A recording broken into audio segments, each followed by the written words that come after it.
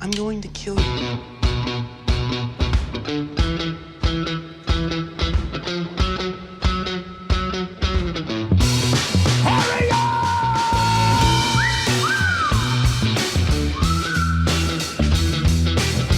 Hey guys, Asher coming at you today in Raid Shadow Legends. Welcome to the video, guys. Glad to have you all here.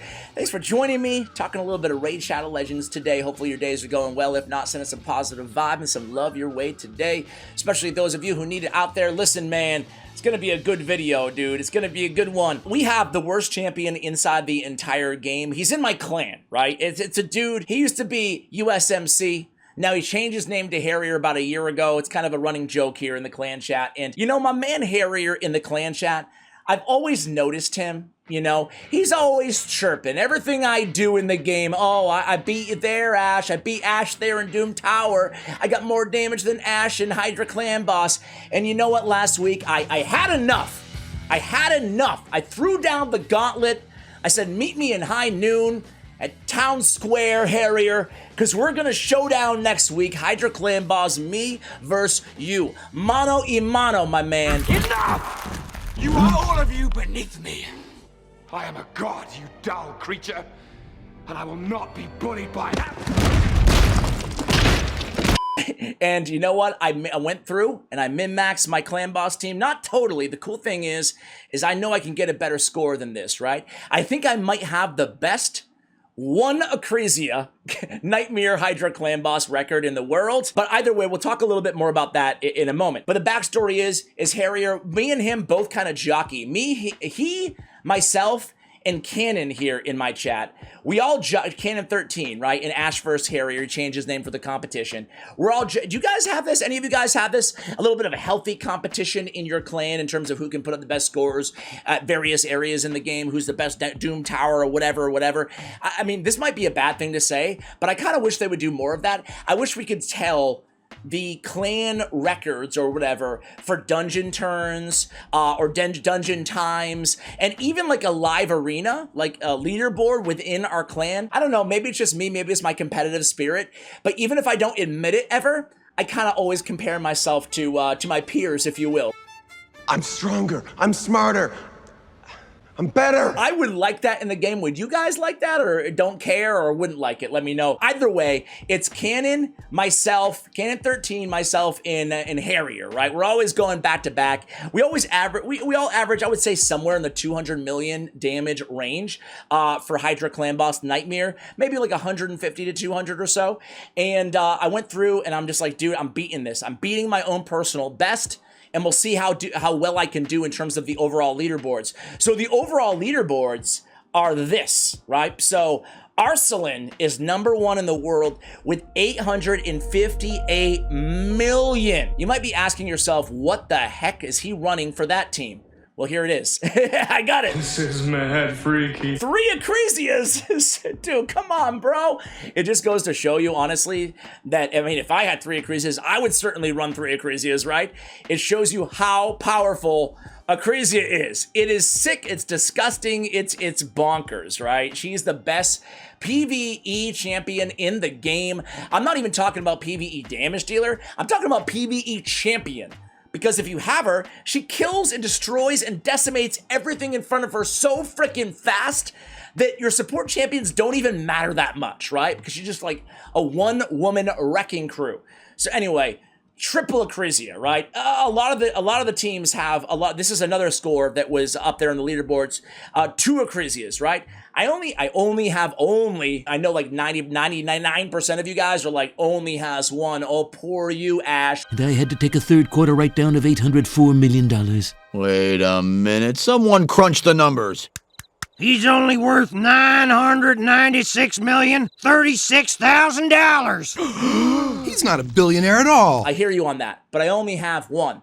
And I'm going to show you, without further ado, my result in my team. I put up 326 million against Harrier. Now, Harrier hasn't gone yet, so he might beat me. And if he beats me, I'll definitely follow up and give him credit to you guys. I don't want to sing victory praises to myself before I actually win the competition. But you can see who I ran here. It's one Acresia, and she put up 173 of the 326 million. That's pretty bonkers. And then I ran Michinaki. I ran Nekmothar. Nekmothar, 22 million damage. Molly Tankard, 15 million. Not bad from a champion who only has a little weak reflect damage and an A1 ability, but it hits hard. Michinaki, 81 million. Acresia, we already went over. Contra the Cyclone, 21 million. And Tuwana Rock, 10 million.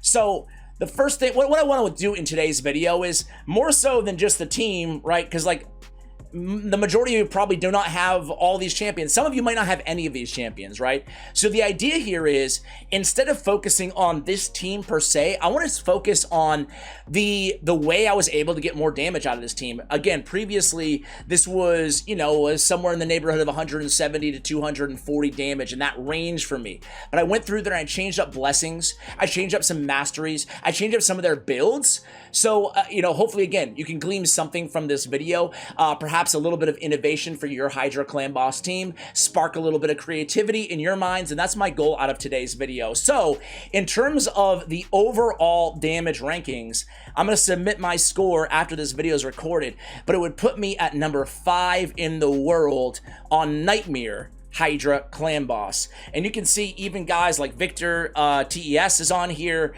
a few other names that I notice as being like OG amazing demon lord, like the old school clan boss people as well. I assume that most of you guys like demon lord, like the old school clan boss, more than Hydra. I like Hydra. I think I'm in the vast minority. I like Hydra better than the regular clan boss. Just maybe a little bit more strategy involved, you know, and I feel like Demon Lord has evolved to the point where it's largely kind of set it and forget it. But maybe I'm wrong there. You guys let me know. So, you know my score. Let me show you quickly. Let me just talk about the team real quick here. In terms of, if we go to the artifact sets of the Hydra Clan Boss, you can see this is the score. This is the team. You'll see right off the bat, Relentless, Relentless, Relentless, Relentless. I have 4 Relentless set champions. You might also see that I have too much Brimstone on this team. So this is like one of the many reasons, I should say, that I can improve this score. I don't need it on 3 champions, Michinaki, Nekmothar, and Acresia. However, I will note that all of them are either only 1-star or 2-star awakened, right? But I have Reflex set on Contra the Cyclone, and on Molly Tankard, I have a triple perception. Now, the thought occurred to me that I could probably get rid of Contra the Cyclone if I put Molly Tankard in Relentless. The problem is Contra brings so much more to the table as well, because I don't need necessarily 2 provokers on the team, but Contra has so many debuffs, right? So many debuffs that it's just really nice to have her to cover those spots, you know. But then again, Tuwana Rock has block buffs, Nekmothar has decreased speed and leech and decreased attack. I'm not sure. What would you guys do in that, especially you clan boss or Hydra Clan Boss experts out there? Would you get rid of Contra the Cyclone on a team like this, or would you keep her in? I can't complain with the results. I'm going to keep her in personally, unless you guys have a better idea. But anyway, I wanted to point out the artifact sets. And first and foremost, the #1 Hydra Clan Boss tip I can give you guys is even your DPS champions, Savage and Lethal, for me at least, it's not the way. I've compared, I've done a lot of testing. I'm always going Relentless on basically everybody. Contra's in Reflex because she only has the A2 as an active skill.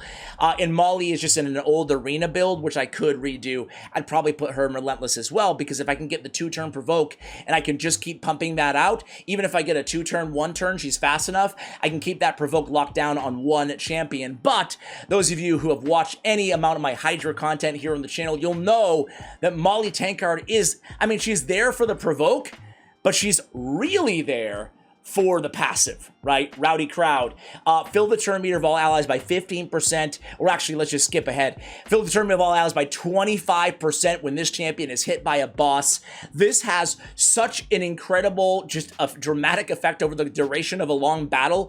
We're just getting so much turn meter fill from Molly Tankard, and on this team, she's also my reviver. Now, I also have Ward of the Fallen on a 5-star on her for extra damage vis-a-vis bone armor. So that's a change that I made to Molly Tankard more recently to get a little bit more damage out of her. I also have War Master in terms of masteries along with Retribution, because Molly Tankard's A1 actually hits pretty dang hard. She has like really good multipliers on her A1. So you know what? I wanted to, especially again, throughout the duration of a long battle, I want to make sure I go in there, I pick up Retribution, I go in with War Master as well to really try to, again, min-max her damage a little bit there.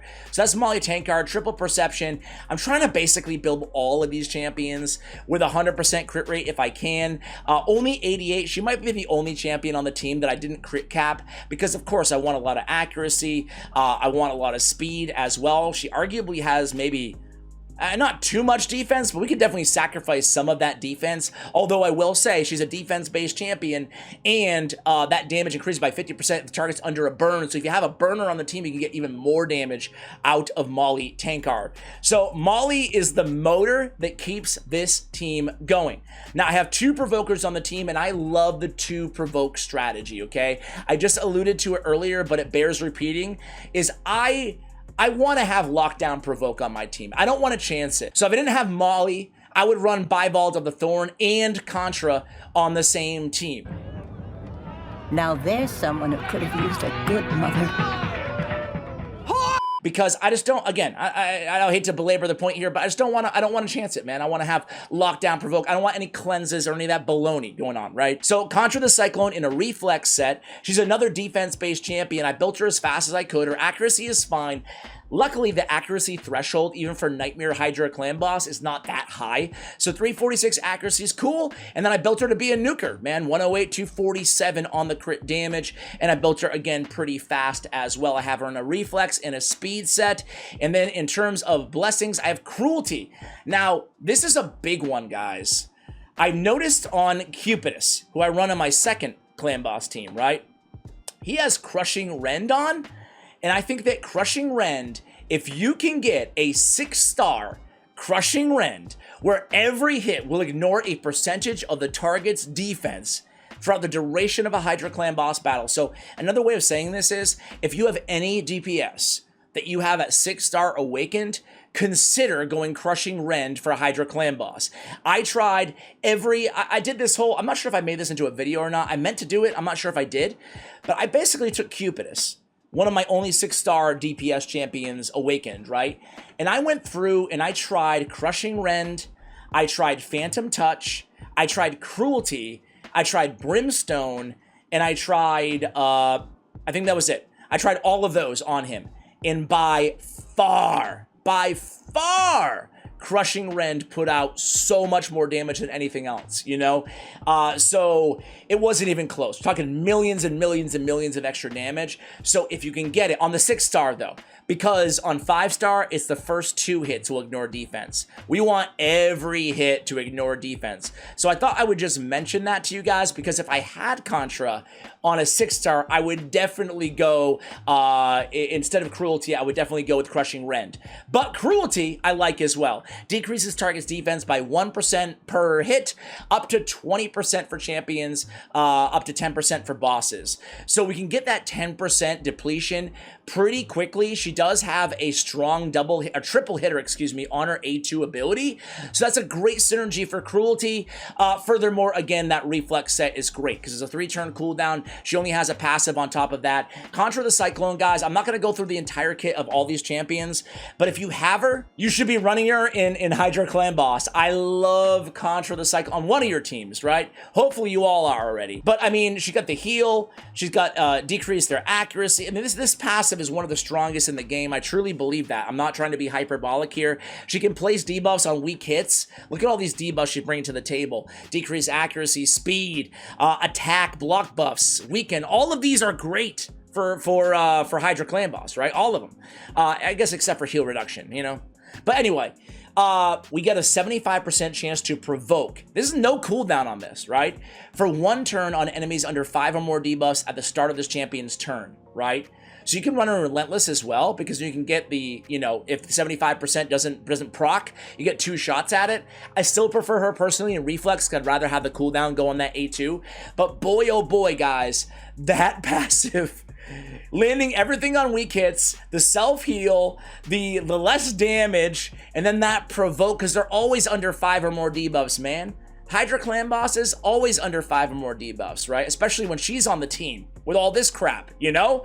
So anyway, really love her. And I have to say too, 60% chance of stealing a random buff from the target on each hit, that's a really strong A1. And so many times, you know, there's been a situation in Hydra Clan. By the way, that was full auto run too, I should mention. That was not, I never took it off auto the entire time, right? But so many times, she's smart. She'll go for whoever has the buffs, right? And she'll just remove them. She'll steal them, actually, is what she'll do. So I love Contra, man. You can see her masteries here. I just went, again, for War Master, a pretty typical build in terms of masteries on Contra the Cyclone. But boy, do I love her. Also on the team setup, absolutely nothing changed. There's nothing to show. It just chalk, right? Nice and easy. All right, who else did we have on the team here? We had Contra the Cyclone. We had, of course, let's do Acresia right now, right? So I have a video breaking down on the Raid Champion Guide channel, totally breaking down. You know what? Do I have him recently used first somewhere in here? Yeah, I do. There we go. I have a video totally breaking down everything that I've done with Acresia, but here are her masteries. Again, pretty straightforward here in terms of what we're looking for from Acresia. I use her in several different areas of the game. She's not just a Hydra Clan boss champion, so take that into consideration. But those are, you know, those are the offensive masteries. In terms of the build, though, we have her in Relentless. Again, I cannot stress enough, if you're lucky enough to have your hands on Acresia, man, Relentless set's the way to go. I want to start with her passive really quick. You know she has a enemy max HP on every single attack, right? That's why she's the best.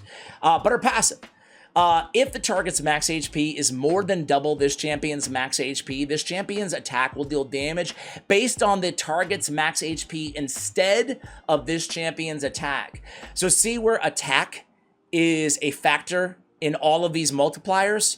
We don't have to worry about that against bosses, right? Because they're easily going to have double the HP as her. So that gives us the luxury of building her with extra HP instead of attack. We can really ignore attack on this champion when building her in this way. So we want to have her as fast as possible with as much nukage as possible. These stats are not out of this world when you look at them, right? There's no need for accuracy on this champion. She's fairly easy to build, right? I mean, there's no debuffs going on, nothing crazy going on. We don't need to worry about attack on this champion, as I already mentioned. So we went HP on the banner, we went crit damage on the amulet, HP again on the ring, and then we just have crit damage, obviously, on the gauntlets, defense percentage to keep her alive. On the chest, you can go HP percentage as well, if you can keep her alive, of course, and we have speed on the boots. So a pretty simple build. And again, I do have Brimstone on her just to get a little bit extra damage from those smites. But with the accuracy needed, I think I'll probably go ahead and change this. So Brimstone doesn't really make a ton of sense on this champion because I don't even have any accuracy on her anymore. So let's get rid of Brimstone and replace it with Cruelty, and that will help out a little bit. It will help out a little bit in the battle, maybe a little bit more damage overall. So there's Acresia, there's the build, guys. Let's go to Michinaki. So Michinaki, of course, is in Relentless. I love Michinaki so much, man. He's one of the strongest Hydra Clan boss champions in the game. He has a decrease defense, decrease attack on the same ability provided they're under Hex, and then he has buff removal and a Hex on the A3. So 2 strong AoE attacks, a 2-time hit on the A2, and then he's placing a burn on the A1, and whenever an ally attacks an enemy under a Hex debuff, he has a 50% chance to team up and join the attack. Does not work against exposed necks, but boy, what a great champion. I have no problem with him having Brimstone because his accuracy is enough there. In terms of masteries on him, again, pretty chalk here. We went support and we went offense with War Master. So, of course, also Master Hex are really important on this champion. And then we have, again, Relentless set on him. We built him to have a lot of damage and some survivability. He's a defense-based champion, so speed and damage and accuracy are the name of the game with Michinaki. And then Tuwana Rock, I absolutely love. We just want her as fast as possible in Relentless gear with a decent amount of survivability and accuracy, right? So she's really important. Her A1 actually deals a decent amount of damage. She also has a decreased speed on there. On her A2, though, she has decreased attack and block buffs and a debuff spread. This is such an underrated ability. Actually, it's probably properly rated, but it makes her one of the better Hydra Clan boss champions inside the entire game. Not just because of this, but having the decreased attack and block buffs and then spreading them to every Hydra head is invaluable, right? And then we have increased defense, increased speed on 3-turn cooldown, and then we have that cleanse, which is so important because it's vital to keep all those true fears off of my allies and provokes and everything like that. Notice that this team does not have a block debuffs champion on it, right? So that's really important to have Tawana Rock on this squad. So we went over Tawana Rock's masteries here really quickly here. We also have Indomitable Spirit on this champion, just a chance of blocking fears, sleep, and stun. It's only a 1-star awakened. I wouldn't recommend this to you guys, but it's what I went with there, so don't read too much into that one. But again, we have War Master as a tier 6 mastery on Tawana Rock. So I went over everybody here. We went over Contra, Mishinaki, Tawana Rock, Acresia, Molly, and that was the whole team, right? Am I free? Oh, Nekmo Thar. Where was Nekmo? Why was he not on my little, my recently used? Why are you shunning Nekmo Thar? All right, so Nekmo Thar, guys, again, we want him as fast as humanly possible. He has 90, we built him for a lot of crit rate, a lot of crit damage. He has 2 strong AoE attacks. He dealt some decent damage, right? What was his total damage? 22 million, not too bad, right? So he out-damaged even Contra the Cyclone and obviously our 2 other support champions on the team. We have him 251 speed, 99, 222, 362 in terms of accuracy, some survivability as well on this champion. Obviously, we have as much speed as we can get on this dude and crit damage on the gauntlets as well. So we're trying to build him out to be kind of a quasi-nuker support champion. We have War Master on him as well. Of course, we want Lasting Gifts and Master Hexer on this champion because, well, we want to extend the duration of all of his very valuable debuffs as well as his increased speed if we can. He has decreased attack and he has a leech and decreased speed. Now, let's talk about and I have Brimstone on him, as I mentioned, right? Let's talk about, like, the team overall one last time to talk about, like, the key roles. And I think instead of talking about the key roles, it's probably better to talk about the key debuffs on this team, right? The key buffs and debuffs. I think that's the best way to talk about it, right? So, what am I really looking for on my Hydra Clan boss teams? I love decreased speed, decreased defense, block buffs. I think those are my 3 most important, and decreased attack. My 4 most important debuffs to have on my team. So I have these covered in multiple different areas between Contra, between Hex is really close. So, like, in a perfect world, I would have Hex, decrease attack, decrease defense. So pick me. Choose me. Love me. Decrease speed and block buffs. Like, those would be my most important debuffs to have, right? In a perfect world. So I want to, like, knock all those out if I can first. And then there's a lot of extra nice to haves, like weaken, etc., on top of that, right? So that's going to be most important. Decreased defense, obviously, Michinaki has covered on this team.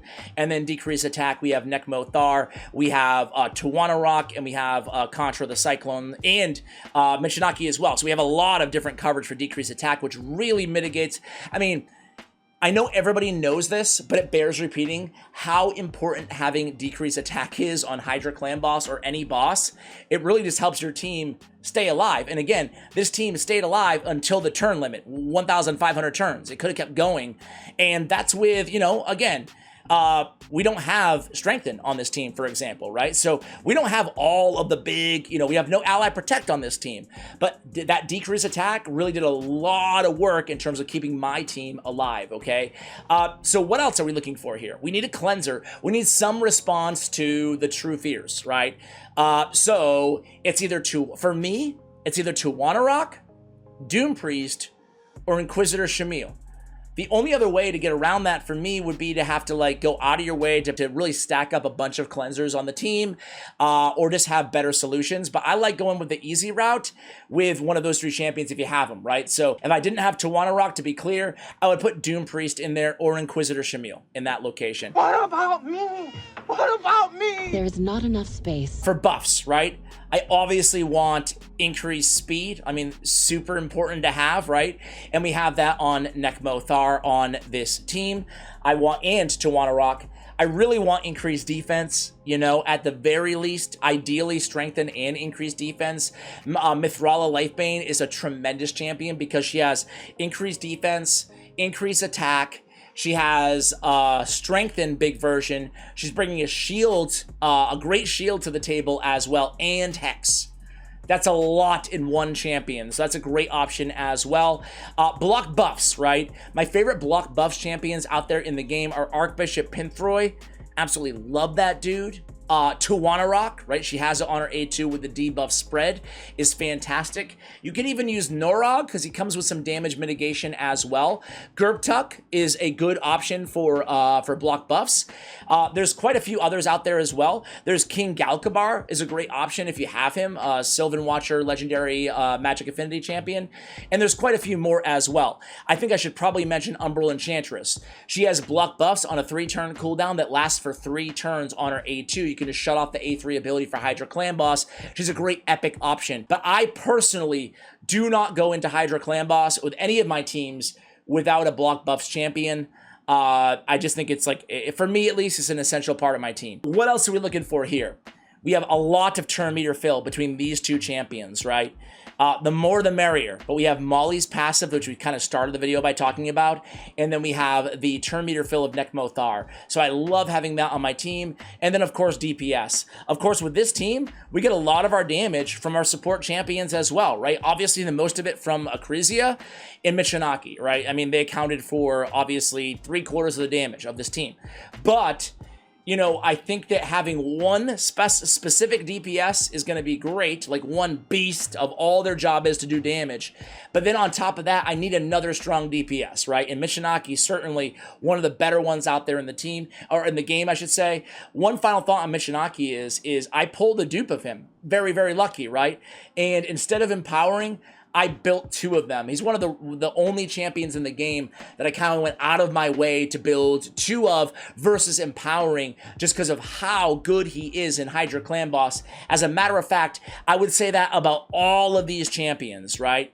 All these champions, I would, and you can say I must have had 3 Michinakis, right, at one point. If I could redo it and take you know, Molly's +4, Michinaki's +1, Contra's +1, if I could redo it, guys, I would get 1 copy back of all of these champions. I would have another Molly and I would have another Contra because they're that good that I would run them on my second Hydra Clan Boss team as well. Guys, I think I've kind of broken down the team and the key components enough for you guys. Hopefully you found, oh, and 1 Reviver. I need at least 1 Reviver on my team too, and that's Molly Tankard, right? So hopefully you picked up a thing or two from today's video. Thank you so much for watching, and as always, take care, guys.